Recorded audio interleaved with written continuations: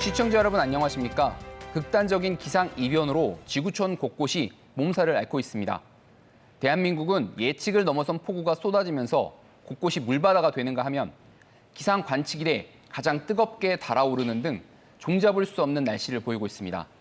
새롭게 들어선 이재명 정부가 기후에너지부 신설, 탄소 중립을 내세우고 있지만 아직까지는 정책에만 머문다는 지적도 나옵니다. 시시각각 오늘은 국내외 기후위기 상황을 짚어보고 앞으로의 변화에 어떻게 대처해 나가야 할지 대책 방안을 고민해 보겠습니다. 함께해 주실 분들 소개해드립니다. 충남연구원 기후변화 대응 연구센터 이상신 센터장 나오셨습니다. 네, 안녕하세요. 반갑습니다. 카이스트 문술미래 전략대학원 김영준 교수 자리했습니다. 안녕하십니까. 대전 환경운동연합 이경호 사무처장 나오셨습니다. 네, 안녕하십니까. 네, 먼저 사전 영상 보시고 토론 이어가겠습니다.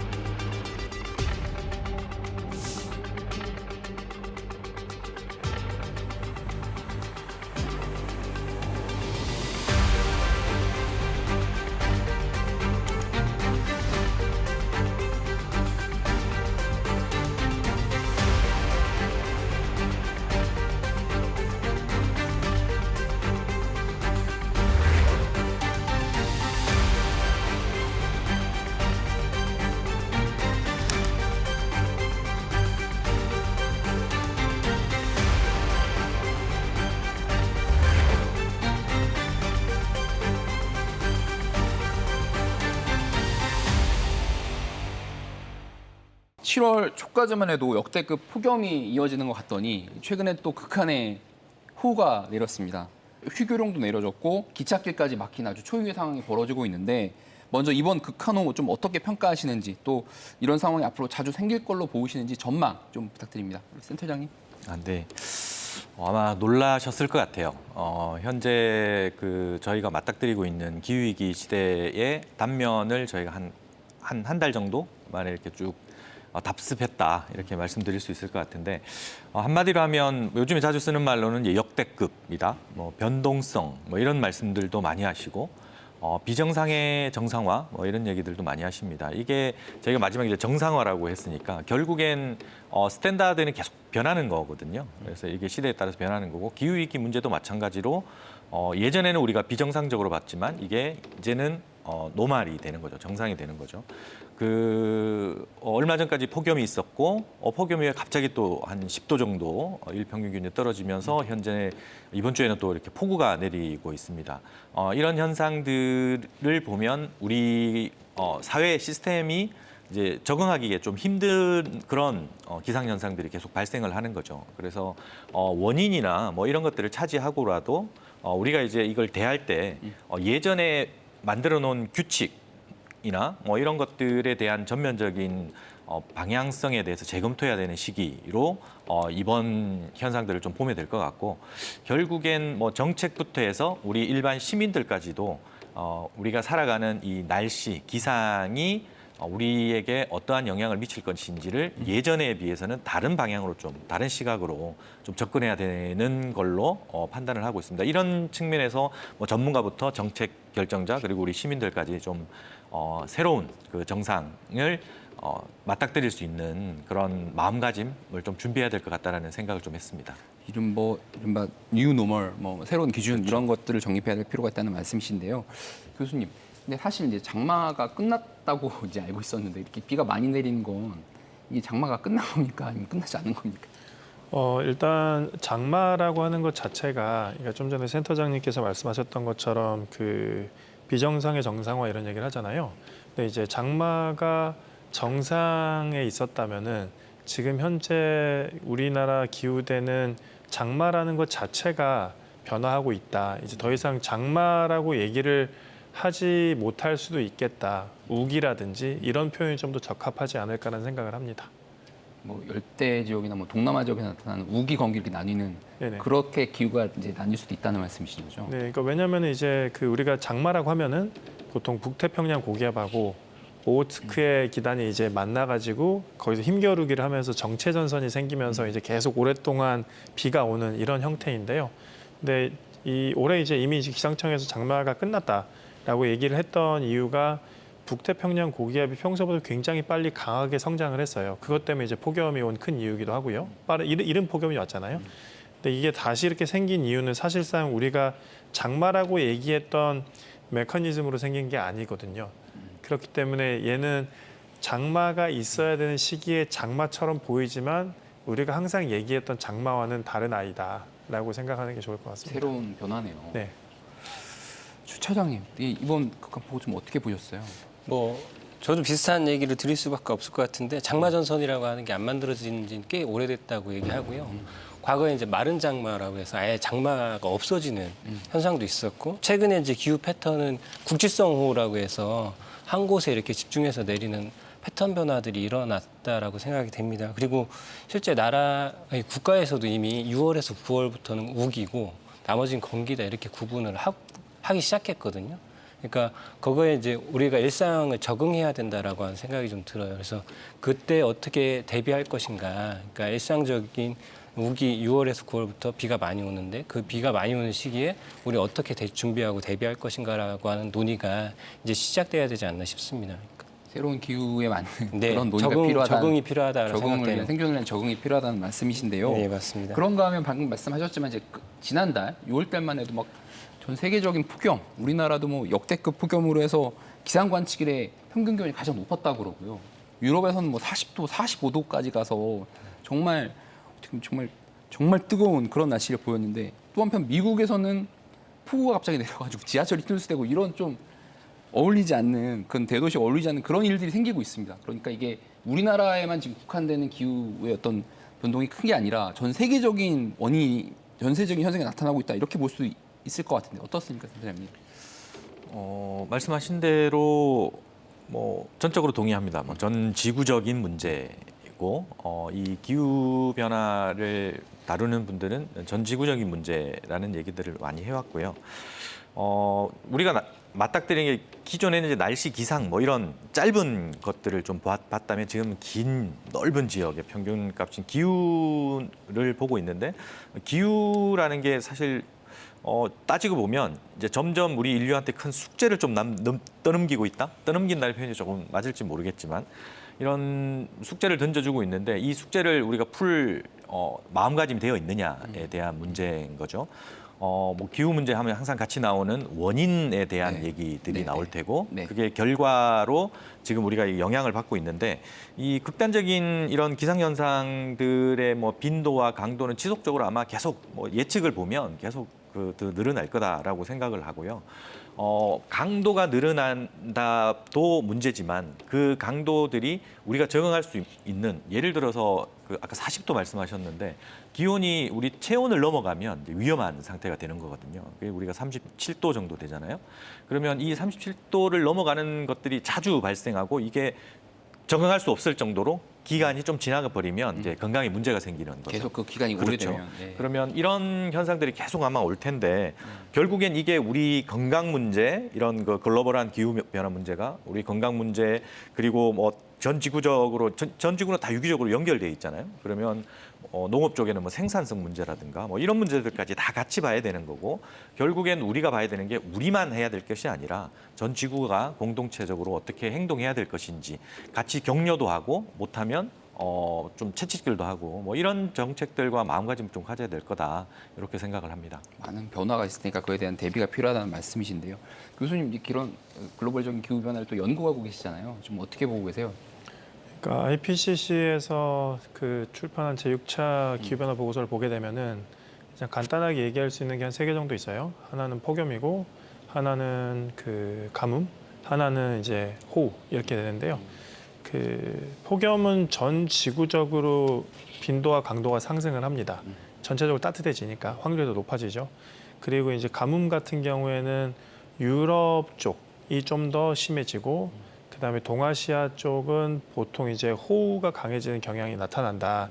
이제 IPCC 보고서의 결론인데 이제 문제는 이 세 개가 다 같이 증가하는 곳들이 있어요. 이제 언뜻 생각을 해보면은 비가 많이 오면은 가뭄은 좀 덜해야 될 것 같고 가뭄이 좀 덜하면 이렇게 강할 때는 비가 좀 안 와야 되잖아요. 근데 얘네들이 가뭄도 많아지고 폭염도 많아지고 호우도 많아지는 이런 지역들이 몇 개 있습니다. 한 6군데가 있는데요. 그 중에 하나가 동아시아도 거기에 들어가요. 안타깝게도. 그 예를 들어서 2018년에 일본에서 서일본에 그 큰 홍수가 일어납니다. 한 230명 정도의 사망자가 발생을 해요. 하룻밤에. 근데 그 직후에 관동 지방에서 역대 최악의 폭염이 덮치면서 그 여론 질환으로 1,000명 이상의 사람이 죽습니다. 근데 지금 이렇게 생각해 보시면은 불과 일주일 전부터 오늘까지 있었던 우리나라 케이스도 되게 흡사하죠. 폭염이 있다가 큰 비가 갑자기 내리고. 큰 비가 내리잖아요. 근데 저는 그거를 이제 그 wet dry 아니면 wet hot swing이라고 표현을 합니다. 저희 연구실에서도 한 5년 전쯤에 이런 연구 결과를 발표를 한 적이 있는데 전 지구적으로 봤을 때 아마존과 열대 지방의 몇 군데, 그러니까 아주 그 좁은 지역의 몇 군데를 제외하고는 전 지구적으로 이런 스윙 현상이 강해지더라라는 연구를 발표한 적이 있습니다. 종잡을 수 없이 이렇게 갑작스럽게 이렇게 변하는 네. 게 특징이군요. 그 6개 중에 동아시아, 그럼 우리나라도 이제 포함됐다는 맞습니다. 말씀인데 네. 이런 현상들이 더 자주 일어날 수도 있겠다. 이게 더 강화되는 것이 지금까지 연구 결과이긴 하네요. 그렇군요. 최장님 어떻게 보세요? 저희는 뭐 지역적인 얘기 좀 드릴 수도 예. 있을 것 같은데 대전도 사실은 7월 초에 5일 동안 일주일에 5일이 35도가 넘었다고 하더라고요. 네네. 그러니까 평년 대비 3배 증가한 네. 수치라고 하는 건데 아까 얘기했는데 뉴노멀 이렇게 얘기했는데 네. 일상이 됐는데 그 일상이 된 게 사실은 인체 피해까지 영향을 주는 그런 시대가 오지 않았나 싶습니다. 그래서 오히려 그런 영향을 더 많이 받는 그룹들이 생겨날 거고 그러니까 쪽박촌 같은 경우는 이제 에어컨을 틀지 못해서 취약계층은 더 위험에 많이 노출되고요. 연쇄적으로는 65세 이상 고령층에 훨씬 더 많은 영향을 미친다는 결과들을 대전시 내부에서 조사하고 있어요. 그래서 이제 현재 일상이 됐다. 이런 그 폭염이라 아까 호우 이게 일상이 됐고 그걸 어떻게 적응해 나갈 거냐라고 하는 게 우리 국가 그리고 지방 정부가 가지는 방향이어야 되지 않나 이런 생각들을 해보게 됩니다. 그럼 극한의 기후 변화가 좀 이렇게 피해를 입을 수 있는 분들이 주로 약자층이라는 그렇죠. 부분이 아무래도 또 문제인 에너지를 것 많이 같습니다. 쓸 수 있거나 거기에 충분히 대비할 수 있는 그룹들은 좀 덜하겠죠. 뭐 세계적으로는 네덜란드하고 방글라데시를 비교를 해요. 둘 다 이게 저지대인데 네덜란드는 선진국이니까 그런 피해들이 적은데 방글라데시 훨씬 더 많이 피해받는. 그러니까 그 자본이 그 피해의 규모를 결정하는 시대가 되지 않았나 싶기도 하고요. 그렇습니다. 그래서 그런 어떤 대응 방법, 뭐 적응 방법을 고민하는 것이 되게 의미 있는 일일 것 같습니다. 네. 좀 이제 구체적으로 그러면 이런 기상 변화가 왜 이렇게 자주 이렇게 극심하게 일어나느냐 하는 원인이 좀 될 수도 있을 것 같은데 북극에서 빙하가 좀 많이 급속도로 녹고 있다. 그래서 뭐 우리가 굉장히 멀리 떨어진 남의 일처럼 느껴지지만 이게 현실이 우리에게 닥치는 영향이 있기 때문에 이게 좀 중요한 것 같은데요. 어떤 영향을 혹시 좀 줄 수 있는 겁니까, 센터장님? 아까 설명하시기로 이제 멀리 떨어져 있다라는 표현을 쓰셨는데 지구는 하나의 시스템이죠. 그래서 이쪽에 어떤 문제가 생기면 그 여파로 뭐 다른 어딘가에는 또 영향을 미치게 되고 뭐 북극도 빙하도 마찬가지입니다. 북극 해빙이 결론적으로 그 우리 기후 변화의 원인이냐에 대한 얘기는 뭐 물론 그 앞단에 이제 온실가스 얘기가 있겠지만 직접적인 영향이다는 뭐 연구가 진행되고 있고 뭐 상관성을 보면 뭐 꽤 유사한 뭐 패턴을 보이고 있다라고 이제 연구들이 진행되고 있고요. 그 북극 빙하가 이렇게 문제가 생기면 결국엔 우리 제트 기류라고 하죠. 이 제트 기류가 사실은 하는 역할들이 뭐냐면 북극의 찬 공기와 뭐 아래쪽에 있는 따뜻한 공기를 좀 분리하는 역할들을 해야 되는데 그게 느슨해질 수밖에 없고 그렇게 되면 우리가 이제 느끼는 그런 이제 극한 기상들이 나오는 겁니다. 봄철에 갑자기 눈이 내린다거나 막 추워져서 이상기후. 밀고 내려와서 차가운 공기가 또 지금처럼 뭐 그 위쪽으로 그 뜨거운 공기들이 올라와서 이 폭염을 준다든가 뭐 이런 영향들을 주는 거죠. 그래서 우리가 좀 봐야 될 것들은 이런 원인들이나 이런 것들의 파악은 전문가 영역에서 할 테고 결국에는 이제 앞쪽에 그 처장님도 말씀하셨지만 이 영향에 대한 문제들을 우리 시민들은 좀 봐야 되고 그 영향을 최소화하기 위해서 뭘 해야 될 건지에 대한 고민들도 같이 좀 해야 될 것 같다라는 생각을 하고 있습니다. 제트 기류도 하나의 영향이 있을 것 같고요. 그걸 포함해서 우리나라의 기후 변동에 영향을 주는 요인도 어떤 것들이 좀 볼 수 있을까요? 일단 이제 좀 이제 북극 말씀하셨으니까요. 일단 이제 제트 기류의 강도에 전반적으로 영향을 주는 것은 남쪽과 북쪽의 온도 차예요. 네. 자, 이제 북극의 해빙이 줄었다는 얘기는 북극의 온도가 많이 늘었다는 얘기, 올라갔다는 얘기고요. 자, 그러면은 남쪽과 북쪽의 온도 차이가 줄어들었다는 얘기겠죠. 자, 그러면은 제트 기류의 속도가 좀 늦어지면서 자, 이제 이렇게 굽이치게 좀 더 천천히 가게 되면서 좀 더 굽이치게 됩니다. 자, 그리고 천천히 간다는 얘기는 이게 머물 수 있다라는 얘기도 돼요. 이제 블로킹 현상이라고 하는데요. 근데 이런 것들이 우리가 소위 말하는 그 국지성 고기압의 발달, 그러니까 폭염의 발달하는 메커니즘의 되게 중요한 부분입니다. 우리나라에서 역대급이라고 할 수 있었던 94년하고 2018년 작년 같은 경우에 굉장히 비슷한 그 기상 패턴이 나타났는데요. 우리나라 여름철에 가장 중요한 요인 중에 하나는 북태평양 고기압입니다. 이제 이게 이번에도 그게 굉장히 빠르게 서쪽으로 팽창을 해가지고 좀 폭염이 빨리 왔던 거고요.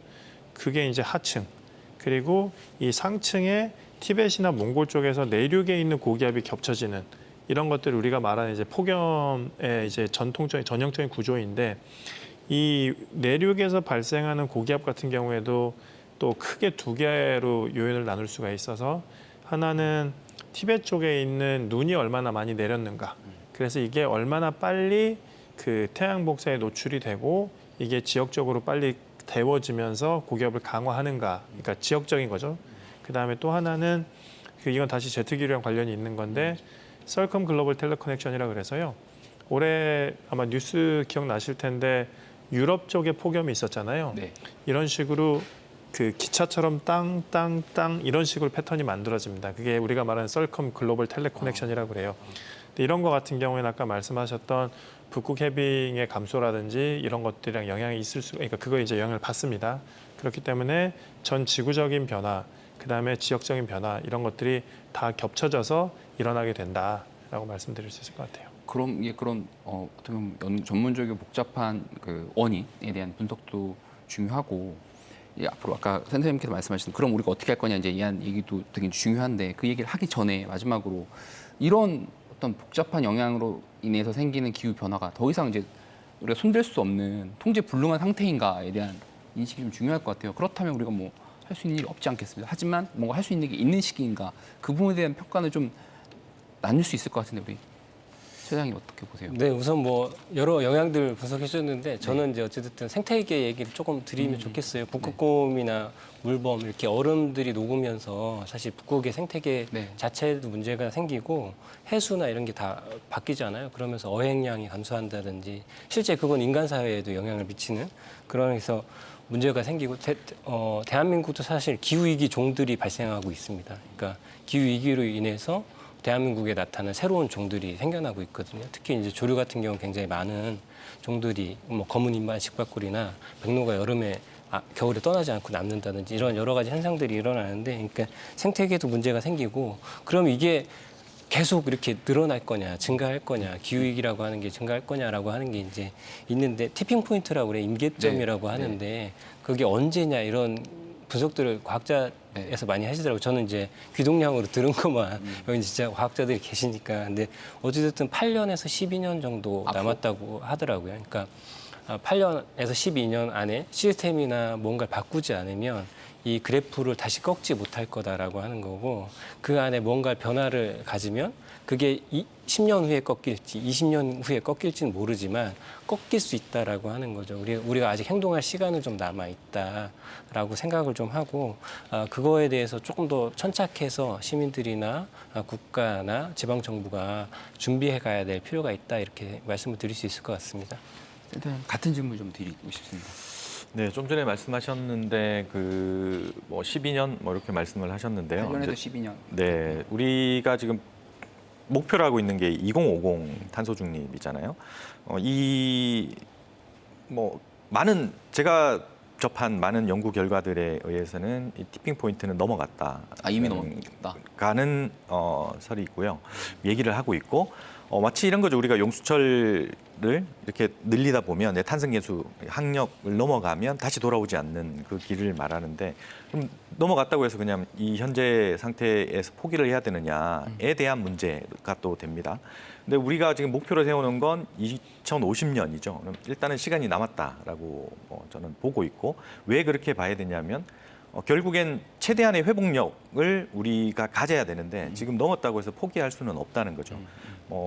결국엔 이렇게 이런 말이 있지 않습니까? 중단하지 않으면 실패한 건 아니다라고. 그러니까 우리가 지금 누군가는 넘어갔다고 하고 누군가는 2050년이라고 하고 누군가는 그런 일이 없다라고 하고 있지만 그 우리가 봐야 될 건 최악의 시나리오를 최대한 늦춰보자라는 거고 그러면 우리가 뭘 해야 될지는 뭐 단번에 이렇게 좀 알 수 있을 거라고 생각을 합니다.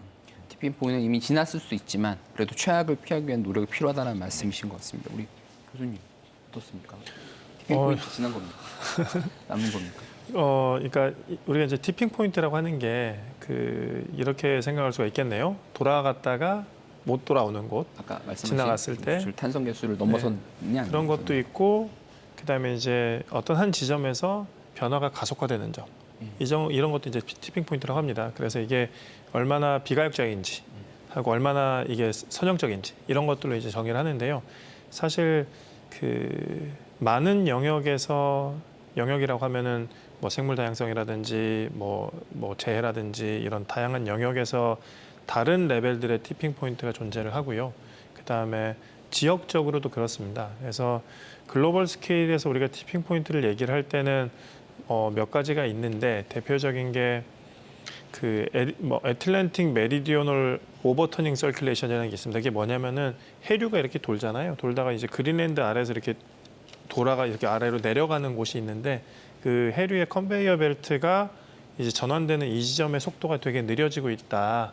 이게 지금 붕괴가 얼마 남지 않았다 이런 얘기를 합니다. 근데 이런 거 같은 경우에는 관성적인 측면에서도 적어도 그러니까 인간의 삶 스케일에서는 거의 돌이킬 수 없는 정도라고 생각할 수 있는 부분이고요. 그다음에 이제 영구 동토라든지 북극해 빙하, 그다음에 이제 아마존에 있는 열대 우림 이런 것들, 이런 것들이 이제 대표적인 글로벌 티핑 포인트라고 할 수 있는데요.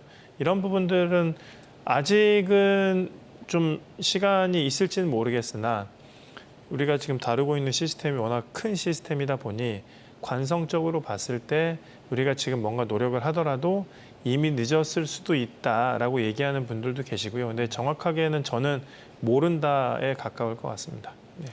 다양한 의견들이 나오는데 이미 남았다. 8년, 12년 남았다. 지났다. 모른다는 의견 나와주셨는데 그래도 뭔가를 하지 않으면 변하는 게 없을 테니까요. 뭔가를 해야 된다라고 하는 부분은 저는 그렇게 생각을 하고 그렇다면 이 사실 대표적으로 기상이변이 나타나는 원인을 꼽자면 지구온난화라고 많은 분들이 좀 생각을 하고 계시잖아요. 최근에 우리 감사원도 2080년까지 폭염으로 인한 사망자 현재보다 30배 이상 넘어설 거다. 조건이 온실가스를 줄이지 않으면 이라거든요. 온실가스가 굉장히 중요할 것 같은데 가장 좀 시급한 대책이랄까요? 어떤 게 있을까요? 시급을 논하기보다는 방법을 보고 선택을 해야 될 것 같습니다. 우리가 온실가스는 결국 에너지 사용에서 나오고요. 그럼 이제 결국엔 우리가 지금 하고 있는 게 온실가스 얘기가 나오면 에너지 정책이 어떻게 되는지와 다 연동이 되어 있거든요.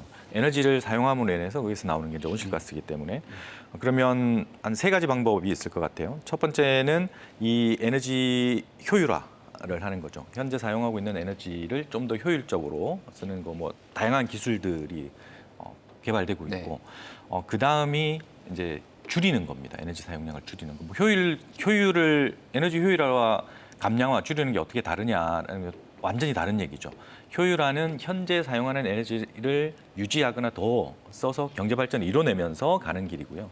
감량화는 에너지 사용을 줄이게 되면 전체 사용량을 줄인다는 예, 에너지 사용량을 통제하거나 줄이게 되면 결국엔 경제 성장의 발목을 잡게 되는 겁니다. 이게 이제 두 가지 방법인데 그러면 마지막 하나가 뭐냐면 그럼 줄일 수 없다면이 나오잖아요. 결국엔 줄일 수 없는 게 지금 전 지구적인 국가나 지역이나 다 문제이기 때문에 그럼 줄일 수 없다면 어떻게 해야 되느냐? 그럼 아까 효율화 제가 얘기했고 이제 에너지 전환이 거기서 얘기가 되는 겁니다. 이렇게 세 개가 될 텐데 이걸 어떻게 믹싱해서 하느냐는 아마 뭐 지역마다 아니면 국가마다 아니면 개인마다 다 다를 겁니다. 그래서 시급성을 논하기보다는 우리의 결국엔 이 세 가지의 어디에 정책 방향이 지금 잘하고 있고 어디가 못하고 있는지를 생각을 해보고 못하고 있는 곳이 더 효율적인지를 보고 그쪽에 더 시급성을 봐야 될 것 같다. 굳이 이제 제가 저한테 한번 얘기를 해보라고 하면 현재 우리 국가 시스템 전체로 보면 우리는 계속 경제 발전을 이루어오고 있고 우리가 쓰는 에너지의 대부분은 화석연료죠. 네.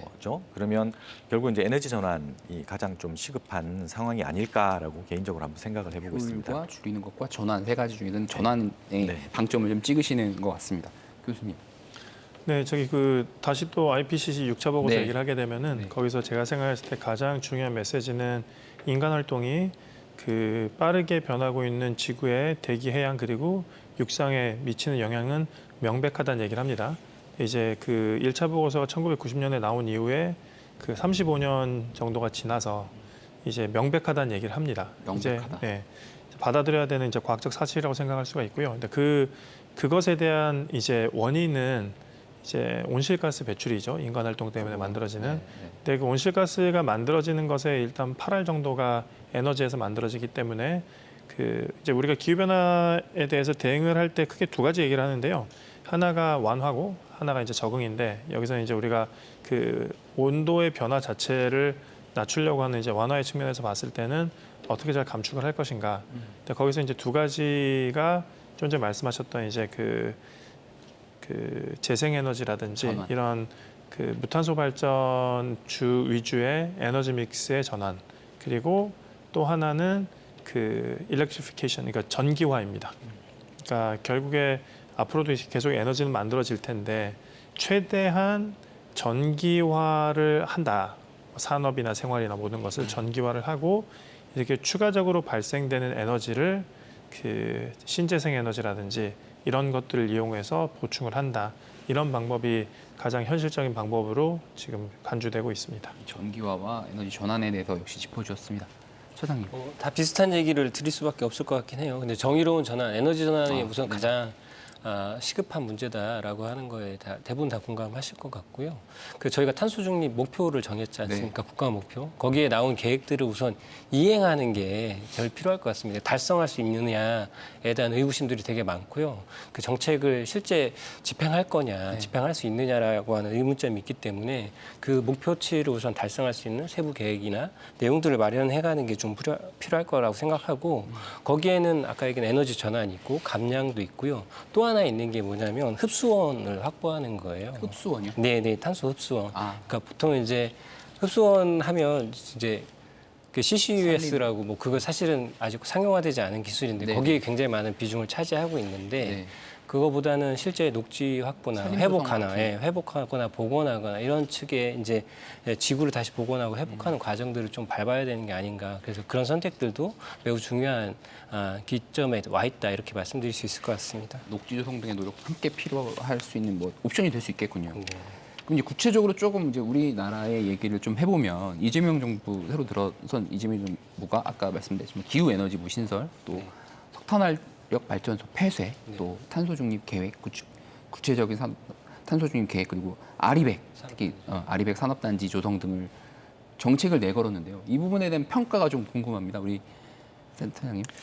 네, 이제 시작하는 정부의 뭐 평가라는 건 앞으로 잘해 주십시오의 의미로 한번 말씀을 좀 드려보면 사실 이런 기후 변화가 마찬가지고 대부분의 정책들의 문제라고 보면 이 정책의 일관성과 지속성이 의 문제거든요. 그래서 이게 이 정권이 바뀌면 정부가 바뀌면 자꾸 이렇게 좀 방향성이 바뀌거나 뭐 하는 게 좀 문제인데 하지만 그래도 기후 변화와 관련된 뭐 꽤 다양한 그 정책들은 좀 유지되고 있는 거고요. 저는 일단 첫 번째는 역대 정부들이 하고 있던 거에 플러스 알파를 했다는데 많은 점수를 좀 주고 싶습니다.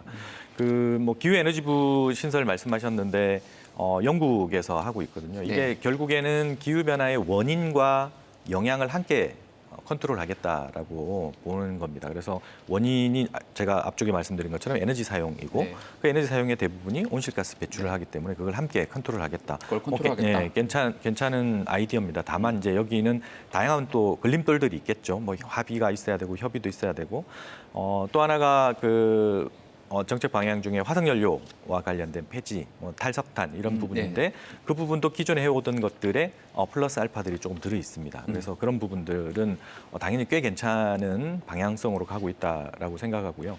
RE100은 결국엔 우리 국가가 국제사회에서 살아남을 수 있는 큰 방향성이거든요. 이 결국엔 우리나라 같은 경우는 신재생 에너지의 절대량이 부족하기 때문에 현재 결국엔 우리 전 지구적인 그 경제 시스템들이 RE100으로 가게 되면 결국엔 우리나라 기업들이 국외에서 생산을 해야 되는 문제들이 있기 때문에 이런 문제들을 조기에 검토하고 대비해 보겠다라는 거 이건 괜찮은 것 같습니다. 다만 조금 보면 그 재원 확보라든가 뭐 이런 것 구체성들 그리고 사실 이게 되면 이제 갈등들이 나타나죠. 이게 정책들은 어쨌든 갈등들이 나타나고 기존에도 있었고요. 그런 갈등 조정들을 어떻게 할 것인지 사회적 합의를 어떻게 할 것인지에 대한 문제들은 조금 아직 고민을 덜 하고 있는 것 같고 또 하나는 그 뭐 실행 가능성에 대한 의문이 계속 뭐 제기되고 있습니다. 이런 문제들도 좀 넘어야 될 것 같고. 큰 방향들은 잡아놨어요. 근데 강론으로 들어가다 보면 그런 세부적인 목표 이런 것들은 조금 좀 부족한 것 같다라는 생각을 합니다. 그럼에도 역대 정부 중에 가장 진취적이고 그리고 가장 구체적인 정책들이 제안되지 않았나 이렇게 생각을 하고 있습니다. 예, 우리 평가를 좀 해주셨습니다. 이재명 정부의 기후 정책에 관한 평가를 해주셨는데요. 우리 교수님은 어떻게 평가하고 계십니까? 일단 결론부터 말씀드리면 충분히 상식적이다. 상식적이다. 네, 지금 그러니까 이제야 겨우 상식적인 그 정책들이 보인다 정도 일단 말씀을 드릴 수 있을 것 같고요. 근데 이제 또 아쉬운 부분도 말씀을 드려야 될 것 같긴 한데 대통령 공약을 보게 되면 아까 제가 말씀드렸던 기후변화 대응에 두 개 큰 날개가 있어서 하나는 적응이고 하나는 완화인데 네. 그 아직까지도 이제 완화에 좀 더 많이 치중이 되어 있다. 예, 적응에 좀 더 그 주의를 기울일 필요가 있겠다. 그리고 이제 이런 것들이 이제 기후에너지부가 신설이 됐을 때 네. 실제적으로 에너지부가 아니라 기후에너지부가 될 수 있도록 이 완화와 적응을 양쪽을 다 충분히 아우를 수 있는 그 역할을 가져갔으면 좋겠다라고 생각합니다. 그러면 상대적으로 적응에 대한 관심이 적기 때문에 에너지부로 될 가능성도 있다라는 그런 우려신 건가요? 그러니까 이름은 기후에너지부겠죠, 공약이니까. 근데 이제 그 내부적으로 봤을 때 이게 얼마나 그 완화에 치중이 될 것인가에 대한 문제 같아요. 근데 이게 사실상 우리나라만의 문제는 아닙니다. 전 세계적으로 봤을 때 기본적으로는 완화에 많이 치중이 되어 있어요. 그러니까 적응 같은 경우에는 그 굉장히 넓게 퍼져 있거든요. 네. 거의 모든 사회에 다 닿아 있기 때문에 어떻게 보면 지금까지 재해라든지 아니면 농식품 아니면 수산 뭐 이런 것들이 다 맞닿아 있잖아요. 그렇기 때문에 얘를 포괄적으로 보고 어떻게 잘하는 게 어렵습니다. 그리고 새로운 산업을 만들어낸다든지 친산업적이 아니에요. 그러니까 완화 같은 경우에 충분히 친산업적인 그 스킴들을 만들어낼 수가 있는데 적응은 친산업화하기가 좀 약간 어려운 부분이 많습니다. 다시 말하면 피해에 대한 보상, 그다음에 이제 그 공정이라든지 중요한 가치이지만 사회가 주의를 기울이기 쉽지 않은 부분들 예산이 이런 또 것, 많이 들어갈 수 네, 있는. 그렇죠, 맞습니다. 그렇기 때문에 사실상 굉장히 어려운 부분인데 일단 나아가야 되는 방향은 확실하니까요. 근데 그런 부분에 대해서도 충분히 좀 더 잘 들여다볼 수 있는 기후 에너지가 부과되면 좋겠다라는 생각을 합니다. 에너지만 너무 부각하지 말고 기후에 대해서 많이 좀 신경을 네. 써야 된다는 네. 교수님 말씀이셨습니다. 우리 저는 뭐 좋은 얘기 많이 해주셨으니까 약간 좀 다른 얘기를 좀 드리면 아까 목표는 강하게 좀 설정한 것 같아서 긍정적으로 좀 평가 저도 합니다. 그리고 기후에 대해서 이제 새로운 성장 동력으로 생각을 하고 있는 것 같습니다. 이미지 자체를 이제 적응하거나 이렇게 그 후퇴적인 게 아니라 자기가 이제 적극적으로 나서겠다라고 하는 거 굉장히 의미가 있어 보이고요. 아까 그 기후 에너지 부라고 하는 컨트롤 타워죠, 일종의.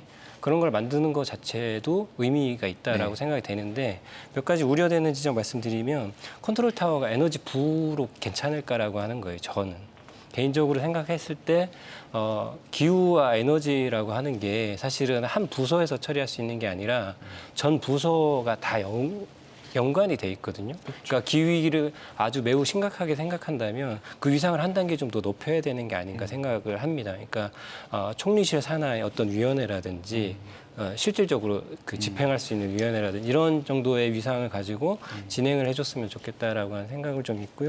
뭐 하나 이게 좀 빈약한 얘기긴 한데 에너지 고속도로 이런 얘기를 예. 했어요. 근데 이게 어찌됐든 소비자와 생산자 이렇게 나눠져 있는 구조로 에너지 고속도로를 이야기를 하고 있습니다. 그러니까 송전선로도 새로운 송전 초고압 무슨 직류 송전망 이런 것들을 또 깔아야 된다라고 하면 거기 아까 잠깐 얘기하셨는데 수많은 이해 관계자들이 있을 텐데 이게 실제 실행이 될지에 대한 부분 그리고 이게 정말 좋은 정책인지에 대한 판단을 조금 해봤으면 좋겠다라고 하는 생각이 좀 있습니다. 그래서 대체적으로 상당히 좀 긍정적이고 그렇지만 조금 더 보완할 점들이 있지 않을까 이런 생각들을 해봅니다. 전반적으로 어떤 아까 우리 교수님하고 말씀하셨던 기후 에너지가 좀 다른 성격이 다른데 네. 이게 통합하기 어려우니까 좀 더 어떤 부처 단위가 네. 아니라 좀 더 상위 단계의 네, 맞습니다. 어떤 부처를 만들어 통합할 수 있는 네, 컨트롤 타워 만들어야 된다는 말씀. 국가 정책 전체 전반에 대해서 점검과 이런 게 이루어져야 되지 않나. 그러려면 좀 위상이 높아야 되지 않겠냐 이런 생각을 좀 이 해보는 문제가 겁니다. 워낙 중요한 문제라는 어떤 그런 네. 밑바탕에 있는 것 같아요. 그런 생각들이. 네. 그래서 이게 이제 정부마다 이런 부분들이 아까 잠깐 말씀해 주셨지만 이게 막 아니 정권이 달라졌다고 해서 바뀌거나 이러지 말고 어떤 굳건히 가는 그런 기대를 좀 한번 해보면서 이번에 좀 글로벌적인 얘기를 좀 해보고 싶은데요. 이제 우리 얘기 했으니까 미국이 뭐 세계 온실가스 배출량 중국이 2위인데 트럼프 1기 때 파리 협정을 탈퇴했다고 하다가 효력 뭐 정지 시간이 좀 지나서 뭐 1년 뒤에 다시 복귀하고 근데 2기가 들어서 다시 탈퇴하겠다고 했단 말이죠. 그럼 이게 기후 정책이 미국이 좀 후퇴하고 있는 거다라고 많이들 분석하실 수 있을 것 같아요. 어떻습니까? 네, 명확하게 후퇴하고 있죠. 네, 지금 굉장히 많은 짓을 저지르고 있습니다. 그러니까 일단 미국 국내에서만 보더라도 그러니까 소위 말하는 기후 서비스라든지 이런 아래에는 굉장히 많은 연구들이 뒷받침을 하거든요. 근데 그런 연구들에 대한 지원들이 굉장히 많이 없어졌고 이제 그거에서 만들어지는 기후 서비스라고 할 수, 거기에 이제 담당을 하고 있는 해양기상청이라든지 이런 쪽에서 예산도 엄청난 양을 삭감, 아마 90% 정도 했던 것 같아요.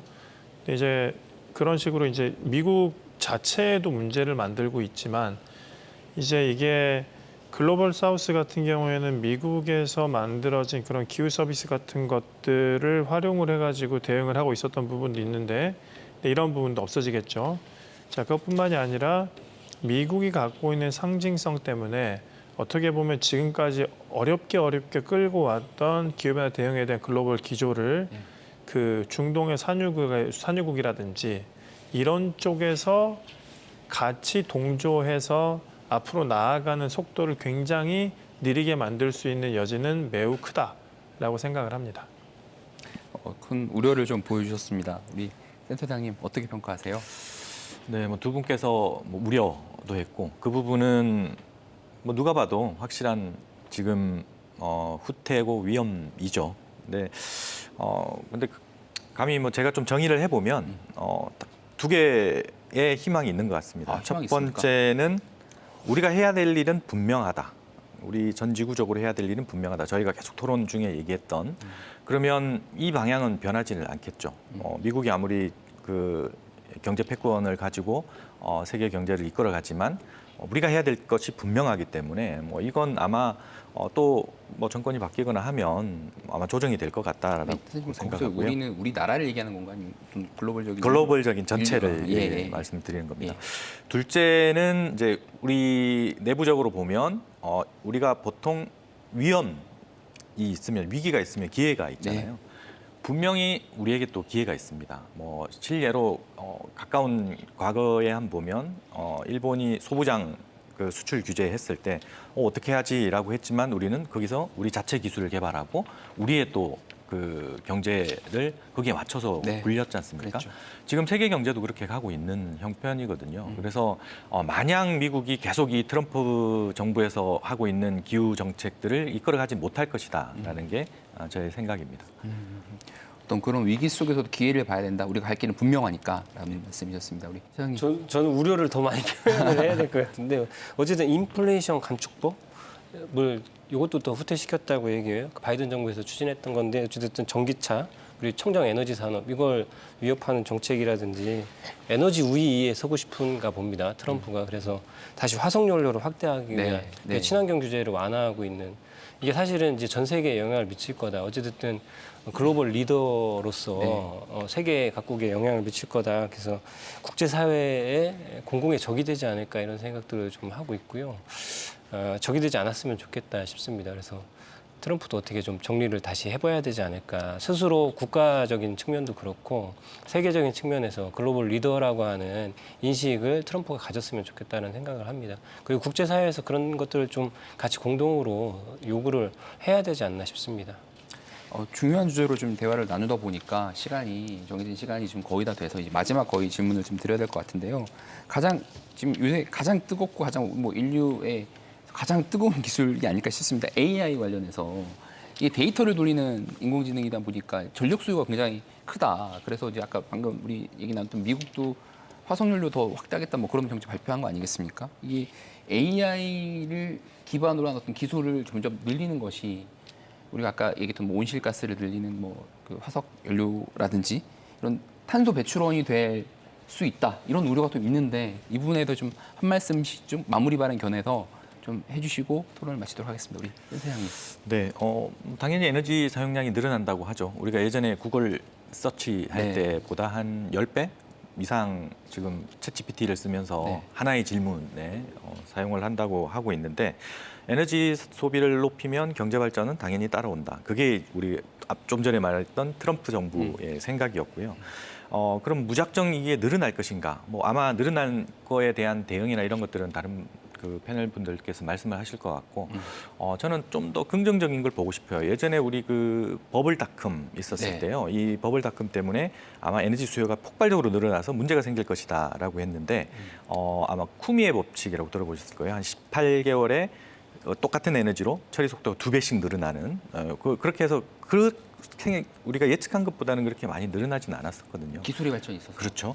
그래서 결국엔 문제가 생기면 해결해 나가는 능력들을 우리 사회들은 해 나갈 테고 그 능력들을 믿고 한번 결국엔 좋은 기술들은 살아남게 되어 있습니다. 그래서 이 좋은 기술에 뭐가 필요하냐면 기후, 탄소 중립에 기여하는 기술이라는 걸 붙여서 보면 결국엔 뭐 해결하는 실마리들을 찾지 않을까 이렇게 생각을 합니다. 인류는 방법을 찾을 수 있을 거다라는 긍정적인 말씀을 해주셨습니다. 교수님 어떻게 보고 계세요? 일단 그 기후 변화에 대응하기 위해서 가장 직접적으로 우리가 할 수 있는 거는 배출량, 그 온실가스 배출량을 줄여 나가는 것인데 그 측면에서 봤을 때는 그 분명히 큰 부담이죠. 지금 원래 우리가 예상했던 것을 뛰어넘는, 왜냐하면은 이미 그 고난의 행군인데 그게 이제 오르막길이 되는 그런 느낌이에요. 원래 기대하지 않았던 이제 또 추가적인 수요가 그 어마어마하게 발생을 했으니까. 근데 또 이렇게 생각할 수도 있습니다. 그러니까 그 인류로서 문명의 발전이라고 하는 거를 대전제로 둔다면은 그거를 내려놓고 갈 수도 없는 부분이긴 하죠. 그걸 내려놓을 수가 있으면 사실상 우리가 기후변화 대응 자체가 그냥 다 끝나는 상황이긴 하죠. 그렇죠. 네, 그렇기 때문에 이것을 어떻게 잘 활용을 할 수 있을 것인가. 좀 전에 말씀하셨던 것처럼 그 기후변화 적응이나 완화에 대해서도 AI가 도입이 되면서 획기적으로 발전할 수 있는 부분이 제법 있습니다. 네, 그렇기 때문에 그런 부분에서 잘 활용을 하는 것. 그다음에 지금 같은 경우에는 그 기술의 태동기이기 때문에 굉장히 많은 시행착오들이 있어요. 저희 이제 기후 변화를 이제 연구를 하는 집단에서는 원래 이제 슈퍼컴퓨터 같은 것들은 이제 저희 세상에서 가장 슈퍼컴퓨터는 항상 기후 연구에 쓰이고 있습니다. 이런 것들을 돌이켜 생각을 해보면은 기후 변화에 대한 연구를 하는데 에너지를 굉장히 많이 쓰고 있었던 겁니다. 근데 이런 것들에 대한 자성의 목소리가 분명히 있습니다. 그렇기 때문에 우리가 그냥 아무거나 다 실험을 해본다든지 그냥 이렇게 쭉 해볼 수 있는 거 다 해본다든지 이런 게 아니라 굉장히 많이 고민을 해서 이런 실험들을 감량을 하고 이런 것들을 이제 제안을 합니다. 그런 것처럼 AI도 우리가 이제 지금은 태동기이기 때문에 굉장히 사용량 같은 게 발산을 하고 있는데 어느 정도 이제 세츄레이트 되고 나면은 조금 그 감당을 할 수 있는 안쪽으로 이렇게 가져갈 수 있지 않을까라는 생각을 합니다. AI 기술로 인한 어떤 데이터, 뭐 에너지 사용에 대한 우려와 함께 또 과학자, 연구자들의 어떤 자성적인 노력도 또 앞으로 예, 있을 것 같다는 말씀이셨습니다. 예. 저는 사실 AI 무섭거든요. 너무 무서우시다고요? 네, 너무 성장 속도가 빨라가지고 사실 인류의 존폐 위기 있지 않을까? 사실 도덕적으로 AI 기술에 대한 판단을 좀 해야 되지 않을까 싶은 생각이 있는데 이거랑 좀 다른 문제이긴 합니다. 네. 근데 어찌됐든 간에 그런 우려들이 저는 있고요. 어쨌든 MS 오피스, 마이크로소프트나 뭐 구글 같은 경우는 아리백 이런 걸 선언했거든요. 네. 그러니까 어쨌든 그런 빅테크 기업에서 그런 선언들이나 내용들을 지켜가는 건 매우 의미가 있을 것 같아요. 그래서 AI도 마찬가지로 실제 그런 기술들을 발전하면서 실제 에너지 원까지 본인들이 어떻게 고민할 것인가. 그러니까 에너지 양 엄청 늘어날 텐데 이거를 그냥 기존의 화석연료를 쓸 것이냐 아니면 재생에너지를 100% 아리백을 계속 달성해 나갈 것이냐라고 하는 부분들에 있어서 두 가지를 좀 같이 가지고 가야 되는 게 아닌가 이런 생각들을 좀 하고요. 시민들이 여러 가지 우려들이 있다라고 하는 것들도 간과하지 않고 연구라든지 기술 개발에 해야 된다. 그래서 꼭 저는 그 연구하시거나 기술 개발하시는 분들에게 어찌됐든 이런 시민 사회 그리고 사회적 도덕적 그런 문제들을 같이 좀 짚고 넘어갔으면 좋겠다. 기술을 계속 발전시키고 싶어하는 것들이 이제 과학자들이나 엔지니어일 텐데 사실 도덕적으로 문제들이나 이런 거 평가해봐야 되거든요. 근데 이 부분들이 좀 굉장히 좀 부족한 게 아닌가. 그래서 아까 얘기한 그 인류적인 문제도 있지만 에너지적 측면에서도 이런 사회 그다음에 환경 문제 이런 것까지 고려를 좀 해서 발전을 해 나갈 수 있으면 좋겠다라고 하는 바람을 좀 말씀드리면서 마치도록 하겠습니다. 마무리 발언 겸해서 예, 잘 들었습니다. 지구 온난화로 인한 기후 변화는 현실입니다. 변화에 따른 적응은 앞으로 생존을 위해 필수입니다. 또 예고된 변화가 보다 천천히 다가오게 하고 우리 삶에 미칠 부정적 영향을 조금이라도 줄이는 건 우리 모두의 관심과 노력이 필요한 일입니다. 오늘 방송도 그런 노력 가운데 하나일 겁니다. 대전 MBC 시시각각 오늘 순서는 여기서 마치겠습니다. 함께해 주신 시청자 여러분 고맙습니다.